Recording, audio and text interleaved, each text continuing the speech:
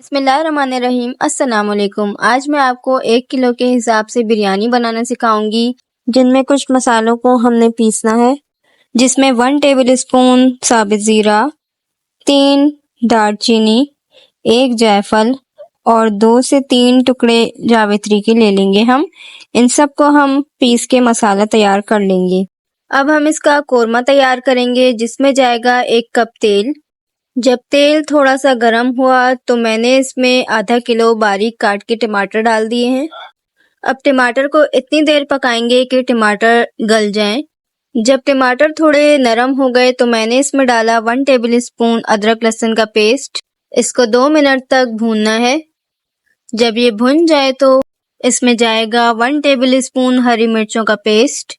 इसके बाद इसमें कुछ खड़े मसाले जाएंगे, जिसमें 1 टेबल स्पून है साबित ज़ीरा, 1 टेबल स्पून काली मिर्च साबित, 5 से 6 लौंग गई है इसमें, 1 बादियान का फूल गया है, 5 हरी इलायची और 2 दालचीनी के टुकड़े डाले हैं। अब सारे मसाले डाल के हम इसको 5 मिनट तक पकाएंगे। उसके बाद हम इसमें डालेंगे 1 टेबल स्पून नमक और 1 टेबल स्पून पिसी लाल मिर्च। इन सब मसालों को डालने के बाद इसमें मैंने डाले 7 से 8 आलू बुखारे।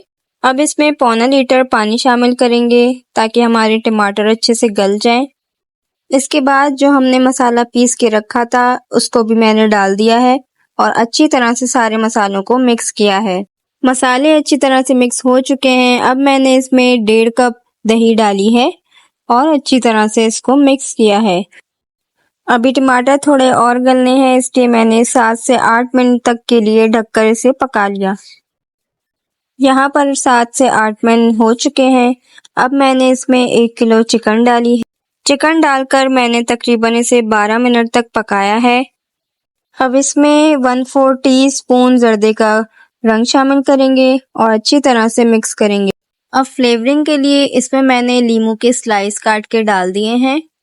इसके साथ ही इसमें जाएगा 1 कप धनिया और 1 कप पुदीना और 4 से 5 हरी मिर्चें शामिल होंगी। अब चावल उबालने के लिए मैंने यहाँ पर एक पतीली में पानी उबाल लिया था।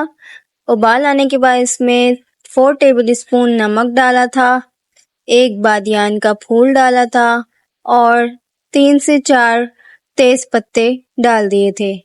1 किलो चावल में 4 टेबल स्पून के करीब नमक जाता है। यहाँ मैंने सेला चावल लिए थे तो इसको मैंने 2 घंटे पहले भिगो के रख दिए थे। अब इसमें भीगे हुए चावल शामिल करेंगे और इसको 80% तक गला लेंगे। यहाँ चावल भी तैयार हो चुका था।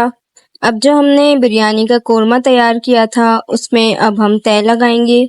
सालन के ऊपर ही पूरे चावलों की तय लगा देंगे और आखिर में इसमें दम लगाने के लिए ऊपर से हम तेल डाल देंगे। यहाँ बिरयानी को 25 मिनट तक दम लगाना है।